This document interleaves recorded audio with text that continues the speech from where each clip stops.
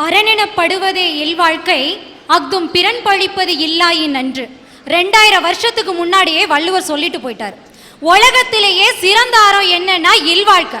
கணவன் மனைவி சந்தோஷமா குடும்பம் நடத்துறது. அந்த இல்வாழ்க்கையும் சிறப்பா இருக்கணும்னா கணவன் மனைவி ஒருத்தருக்கொருத்தர் விட்டு கொடுத்து பரஸ்பர நம்பிக்கையோடு வாழ்ந்தா அந்த குடும்பம் சந்தோஷமா இருக்கும் சார். சார் நாம ஒருத்தர் அதாவது கணவன் மனைவிட்ட நிறைய குறை இருக்கு. அந்த குறைய சொல்லும் போதும் நம்ம சொல்லக்கூடிய முறை ஒண்ணு இருக்கு சார். ஒரு அன்பா, ஒரு பண்பா, ஒரு அனுசரணையா, இடம் பார்த்து பொருள் அறிஞ்சு சொன்னோம் அப்படின்னு சொன்னா எப்பேற்பட்ட குறை உள்ளவனா இருந்தாலும் சரி அவன் திருந்துறதுக்கு சான்ஸ் இருக்கு. ஆனா எடுத்தேன் கவுத்தேன்னு சொல்லிட்டு பட்டு பட்டுன்னு பேசிட்டு சட்டு சட்டுன்னு பொட்டையை தூக்கிட்டு அம்மா வீட்டுக்கு போனா அங்க விவாகரத்து தான் சார் முடிவா இருக்கும். இன்னைக்கு கணவன் மனைவிக்குள்ள பிரச்சனை வருது அப்படின்னு சொன்னா என்ன அவன் மதிக்க மாட்டேங்கிறா, என்ன அவர் மதிக்க மாட்டேங்கிறாரு, இதுதான் சார் இன்னைக்கு முக்கிய பிரச்சனையா இருக்கு.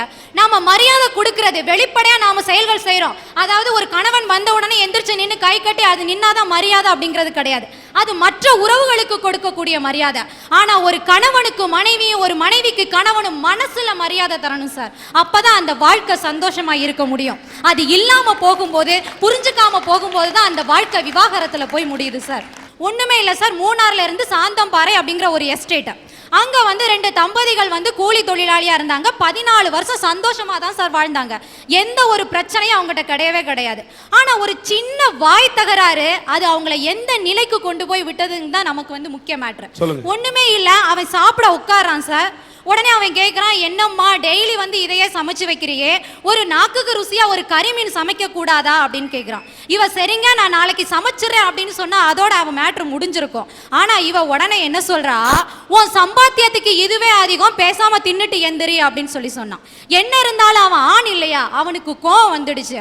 உன் வீட்டை பத்தி தெரியாதா, நீ வரதட்சணைன்னு என்ன கொண்டு வந்த, சீர்வரிசைன்னு ஒரு சின்ன அட்டை பொட்டியா தானே தூக்கிட்டு வந்த, நீ என்ன பத்தி பேசுறியா அப்படின்னு சொல்லி அவன் கேட்க ஆரம்பிச்சிட்டான்.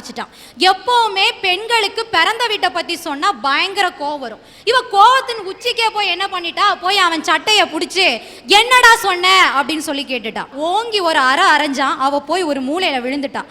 அப்படி இருந்து அவன் ஆத்திரம் அடங்கல, ஓடி போய் அவ கழுத்துல ஏறி ஒரு மிதி சார். பொசுக்குன்னு அந்த பொண்ணோட உயிர் போயிடுச்சு. ஆனா கண்கட்ட பிறகு சூரிய நமஸ்காரம்னு ஒரு பழமொழி சொல்வாங்களே, இன்னைக்கு அது போல தன் மனைவியை இழந்ததை நினைச்சு அவன் சொல்றான் சார், குடும்பத்துல சண்டை வர்றது சகஜம், என்ன மாதிரி இருக்காம ஒருத்தருக்கொருத்தர் விட்டு கொடுங்கன்னு கண்ணீர் விட்டு கதறான் சார். இப்ப என்ன பிரயோஜனம்? எந்த பிரயோஜனம் கிடையாது. திருமணம் அப்படிங்கிறது சாதாரண கிடையாது சார். இரு மனங்களை ஒரு மனமாய் ஆக்கக்கூடியது தான் அந்த திருமணம். ஆனா அந்த திருமணம் இன்னைக்கு விவாகரத்து அப்படிங்கிற ஒரு கொடூரன் கையில கொடுக்கப்படுது அப்படின்னு சொன்னா அங்க விட்டு கொடுக்கக்கூடிய மனப்பக்குவத்தையும் நம்பிக்கையும் இந்த கணவன் மனைவி இழந்து வர்றாங்க.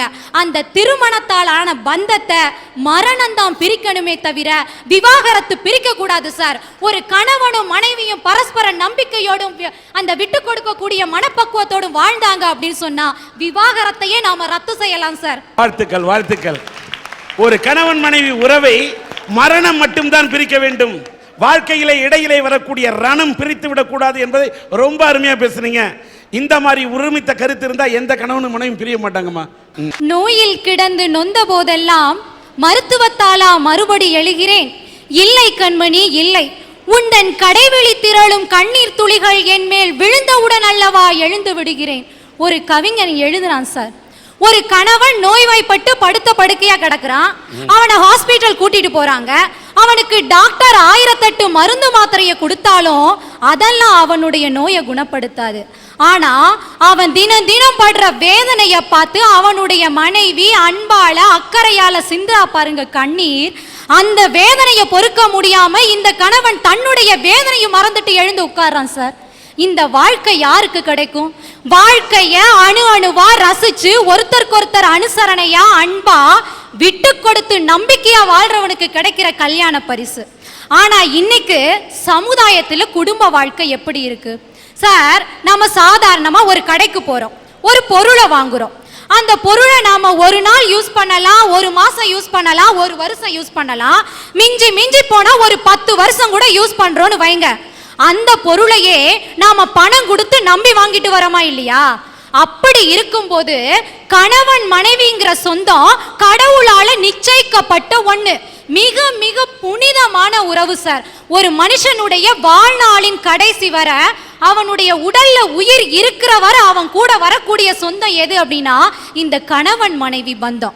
கணவனுக்கு மனைவியும் மனைவிக்கு கணவனும் மட்டும்தான் சார் நிரந்தர ஆதரவா இருக்க முடியும்.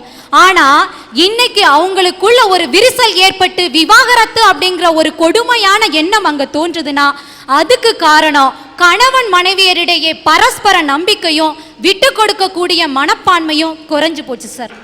அவங்க சொன்னாங்க பாருங்க, ஒரு நோய் வந்து படுத்தப்ப ஒரு மனைவி வந்து ஆறுதலா இருக்கிறது தான் ஒரு மருத்துவன் கொடுக்கக்கூடிய மருந்தை விட அது மாற்றிவிடும் என்று சொன்னார். அது 100க்கு 100 உண்மைங்க. தலைவலின்னு என்னதான் நம்ம தலைவலிச்சுன்னு படுத்தாலும் நமக்கு தலைவலி வந்தா சில வீட்டில் தாரம் மட்டும்தாங்க அவன் மாத்திரை சாப்பிட்றான். இதாங்க உண்மை. என்ன காரணம்? மனைவியை மட்டும்தான் வாழ்க்கை துணைவின்னு சொன்னான். கடைசி வரைக்கும் வரக்கூடிய துணைவி யாருன்னு கேட்டா மனைவி தாங்க. ஏன்னு கேட்டா இதை நான் வாழ்ந்து பார்த்தவன் சொன்னா உங்களுக்கு கல்யாணம் பண்ணிக்கிட்டேன் வாழ்ந்த 3 பிள்ளை குட்டிகளை பெத்தெடுத்தவன் சொல்றான்னு. ஆனால் கர்ம வீரர் காமராஜர் சொல்லியிருக்காரு. கர்ம வீரர் காமராஜர் கடைசி வரைக்குமே படிக்காத மேதை, விருதுநகரிலே பிறந்தவர், இந்த தமிழகத்துக்காக உழைத்த ஒரு மாபெரும் தலைவன் கர்ம வீரர் காமராஜர்.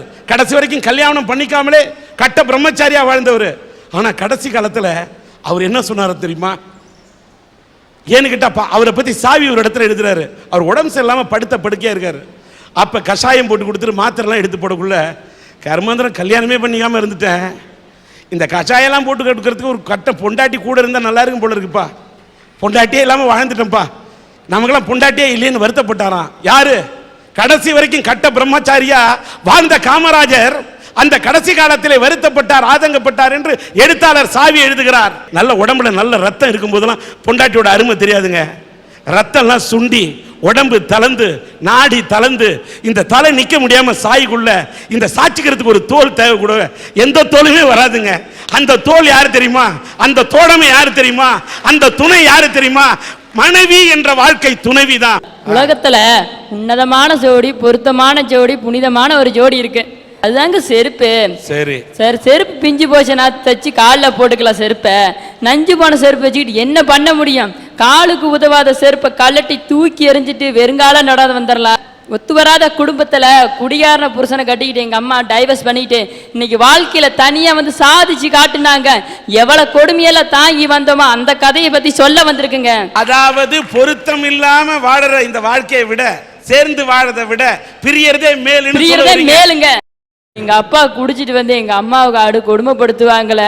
இப்ப நினைச்ச என் கண்ணுல தண்ணி வரலைங்க, என் கண்ணுல ரத்தம் வருதுங்க. அந்த அளவுக்கு கொடுமையை நான் தாங்கி இருக்கேங்கய்யா. எங்க அம்மா அழுதுகிட்டே சோறு போடுவாங்க. சோறு திங்கும் போது இந்த சோத்தை மனசு திம்பான்னு தூக்கி எறிவாரு சோறை. அந்த சோத்தை பொறுக்கி எங்க அம்மா எங்களுக்கு தண்ணியில் அலாசி புழிஞ்சு எங்களுக்கு போட்டாங்க. ஏன்னா அந்த அளவுக்கு எங்க வீட்டுல வருவீங்க. இவ்வளவு தாங்கி எங்க அம்மா வாழ்ந்தது ஒரே காரணம் இந்த மனசு திருந்துவானு பார்த்தாங்கய்யா. திருந்துற மாதிரி தெரியலையா? அம்மா இப்படி தினசரி செத்து செத்து சுண்ணாம்பாவறதோட டைவர்ஸ் வாங்கிட்டு வந்துடலாமான்னு நினைச்சவன் எங்க அப்பா இப்ப என்ன பண்ணாரு தெரியுமா? இன்னொருத்தனோட பொண்டாடி கூட்டிட்டு போயிட்டாருங்க. ஏற்கனவே என் குடும்பம் வறுமையில இருந்தது, மீண்டும் வறுமையில தள்ளப்பட்ட எங்க அம்மாவும் பாட்டியும் வயசான பாட்டி தடுமாறு இல்லைங்க. அதுக்கோசரம் 5 ரூபா கூலிக்கு வேலைக்கு போய் எங்களை காப்பாத்தினாங்க. 5 ரூபாய்க்கு போனாதாங்க அன்னைக்கு எங்க வீட்டுல அடுப்பெரியும். அந்த கஷ்டத்தில என்னால வீட்டுல பார்க்க முடியலைங்க. 5 ரூபா வேலைக்கு வந்தேங்க. இன்னைக்கு வாரம் 1000 ரூபா சம்பாதிக்கிறேங்க. எங்க அம்மாவை பாட்டி உட்கார வச்சு சோறு போடுறேன். 5 ரூபா வேலை எழுது நான் 10 ரூபா வேலைக்கு வந்தேங்கய்யா. பக்கத்து கடையில் நான் வேலை செய்கிறேங்க. கடையில் 50,000 லாட்டரி சீல் எங்கள் அப்பாவுக்கு விழுந்ததுங்க. 10 ரூபான்னு தானே கொடுத்து உதவி பண்ணலீங்க எங்கள் அப்பா. அந்த அளவுக்கு நாங்கள் ஆவாத போயிட்டோங்க எங்கள் அப்பனுக்கு. இப்படி ஒரு அப்பன் தேவையாங்க எங்களுக்கு? இப்படி ஒரு அப்பன் தேவையா? இன்னைக்கு தம்பி நானும் எவ்வளவு கஷ்டப்படுறேன் தெரியுமா? அவ கையை பார்த்தா தெரியுங்க எவ்வளவு கஷ்டப்படுறான்னு. அப்பா நடந்து போனா அவ அப்பா போறான்னு சொல்லி சொல்ல மாட்டான், ஓடி போறான் பாரு அப்படின்னு தான் சொல்லுவான் என் தம்பி. ஏன்னா என் தம்பி விட்டுட்டு போகும்போது 5 வயசுங்க அவனுக்கு. அதே மாதிரி நானும் எங்க அம்மாவும் ஒரு வளகாப்புக்கு போயிருந்தோம். வளகாவுக்கு போகும்போது எங்கள் அப்பாவும் வந்தது, அந்த அம்மாவும் வந்திருந்தாங்க. ஏன்னா 2வது பொண்டாட்டி வந்திருந்தாங்க. வரும்போது வளையல் போட்டுக்கிட்டு இருந்தாங்க. இந்த மாசமாக இருக்குது, நேர மாசமாக இருக்குது, வளையல் போட்டுக்கிட்டு இருந்தாங்க. ஒரு வயசான மூதாட்டி வந்து என்ன நிறைஞ்சு சுமங்கலையும் அம்மா நீ வளையல் போடுமா அப்படின்னாங்க. எங்க அம்மா தயங்கி தயங்கி இருந்த நாமளும் வாழை வட்டி இருக்கிறோம், அந்த பொண்ணுக்கு வளையல் போட்டு ஏதோ ஒண்ணு ஆச்சுன்னா நம்மளே தான் சொல்லுவாங்கன்னாங்க. அதுக்கு இந்த அம்மா சொன்னாங்க, ஏன் தயங்கி நிக்கிற, நீ என்ன தப்பு பண்ணனது பூரா வீட்டுக்காரரு, நீ ஏன் வந்து தப்பு தயங்கி தயங்கி நிக்கிற, நீ வளையல் போடு, அந்த அம்மா 100 வருஷத்துக்கு நல்லா இருப்பான்னு சொன்னாங்க. அப்ப பெருமைப்படுறேன், ஒரு ஓடி போடணும் அப்படின்னு சொல்லிக்கிறோட ஒரு வாழை வட்டிய பையன் சொல்லிக்கிற பெருமைப்படுறேங்க. இதுதான் போட்டுங்க. அந்த அம்மா சொல்லிக்கிட்டு இருந்தாங்க, 2வது பொண்டாடி எங்க வீட்டுக்காருக்கு 3 பவுன் செயின் போட்டேன், 3 பவுன் செயின் பண்ணி போட்டு பெருமையா சொல்லிக்கிட்டு இருந்தாங்க. எங்க அம்மா வந்து வீட்டில் அழுதாங்களே, அந்த அழுவை எங்க அம்மா அழுதா என்னால தாங்க முடியாதுங்க. வீட்டில் பையனுக்கு முன்னாடி அழுதா பையன் வந்து தாங்கிக்க மாட்டான்னு வீட்டில் வந்து குமரி குமரி அழுதாங்க. குருவி சேர்த்துற மாதிரி நான் வீடு கட்டுறது சேர்த்தனுங்க, 1 ரூபா 2 ரூபா இல்லைங்க, 4 பவுன் எங்கள் அம்மாவுக்கு தெரியாத கடையில் போய் 4 பவுன் பண்ணி எங்கள் அம்மா கழுத்தில் போட்டேங்க. எங்கள் அம்மா இப்போ ஒரு வார்த்தை சொன்னாங்க, உங்கள் அப்பங்கூட பொழைச்சதை விட உன்னை பெத்தது சந்தோஷப்படுறேன்னு சொன்னாங்க. அந்த சொல்லுதான் உங்ககிட்ட நான் பேசிக்கிட்டு இருக்கிறேன், அந்த சொல்லுதான் உங்ககிட்ட நான் இந்த அளவுக்கு என்னை முயற்சி வச்சுது. உன் பேரு ராஜேந்திரன், உங்க அம்மா கழுத்துல நீ போட்ட நகை தங்கமோ என்னமோ எனக்கு தெரியாது, உங்க அம்மா பெத்தெடுத்த நீதாயா தங்கம், நீதாயா சிங்கம். ஆனா உன்னை பார்க்கும்போது எனக்கு என்ன ஒண்ணு தோணும் தெரியுமா, இதே ராஜேந்திரன் ஆகிய நான் என் தங்கை கல்யாணின்னு ஒரு படம் எடுத்தேன். சின்ன பிள்ளையில அப்பங்காரன் செந்தாமரை என்னுடைய சின்ன வயசுல விட்டுட்டு போனோன்னு அம்மாவா ஸ்ரீதி வித்யா நடிச்சிருப்பாங்க, அவங்கள வச்சு காப்பாத்திருப்பேன். பெரிய வயசுல அவங்க அம்மாவை காப்பாத்தின பிறகு வாடும் போது ஓடி போனவன் அந்த செந்தாமரை அப்பன் கேரக்டரா நடிச்சவன் தேடி வருவான், கை கால்லாம் பாதிக்கப்பட்டு.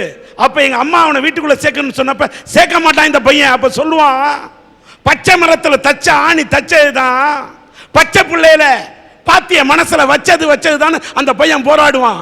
அப்ப படம் நல்லா ஓடிச்சு வெள்ளி விடா. இதெல்லாம் ஏதோ கதை நினைப்பீங்க, கதை இல்லைங்க, பலரோட வாழ்க்கை. இந்த நிலைமை இருந்தா இந்த பையன் இவங்க அம்மாவும் அப்பாவும் சேர்ந்து வாழணும்னு சொல்லுவானா? எங்க அப்பா செத்து கிடந்தாருன்னா அழுவ மாட்டேன், எங்க அம்மா கண்ணுல இருந்து ஒரு துளி வந்தா என்னால தாங்க முடியாதுங்க. இந்த அளவுக்கு எங்க அப்பா வெறுக்கிறனா காரணம் நீங்களே புரிஞ்சுக்குங்கய்யா. நீ சொல்லவே வேணாம், என்னால ஒரு பானை சோத்துக்கு ஒரு சோறு பதம் என்பதை போல நீ பேசும்போதே என் ரத்தமே கொதிக்கிறது என்று சொன்னால், ஆம்பளை புருஷன் ஒரே ஒரு 3 முடிச்சு போட்டதுக்காக என்ன வேணாலும் ஒரு பொண்ணை போட்டு குடிச்சிட்டு அடிச்சா எத்தனை நாளைக்கு ஒரு பெண் தாங்குவாள்? பொங்க மாட்டாளா? அவ பொங்க வேணா, பெத்த புள்ள பொங்க மாட்டானா? ஐயா இப்படியெல்லாம் குடிகாரங்கிட்ட பொழைக்கிறதெல்லாம் ஒரு பொழப்பாயா? டைவர்ஸ் வாங்கிட்டு வந்துடலாயா நிம்மதியா? இப்படி பொருத்தம் இல்லாமல் வாழ்வதை விட சேர்ந்து வாழ்வதை விட பிரிந்து விடுவதே மேல் என்று இந்த ராஜேந்திரன் சொல்லுகிறார். அதை இந்த ராஜேந்திரன் கேட்டுக்கொண்டிருக்கின்றேன். ஆனா வரேன், தீர்ப்புக்கு வரும்போது நான் பார்க்கிறேன். அடுத்து